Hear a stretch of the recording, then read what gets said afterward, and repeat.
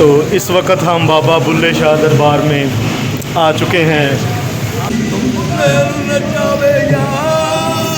रब रब कर दिया बुढ़े हो गए ओ मुला पंडित सारे, रब दा खोज खुरा ना लभ्या सजदे कर कर हारे।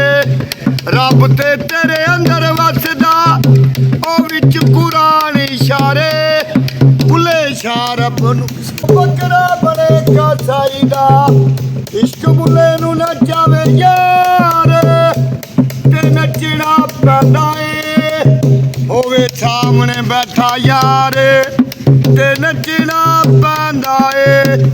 तो दोस्तों अब हम कसूर से कराची के लिए रवाना हो रहे हैं।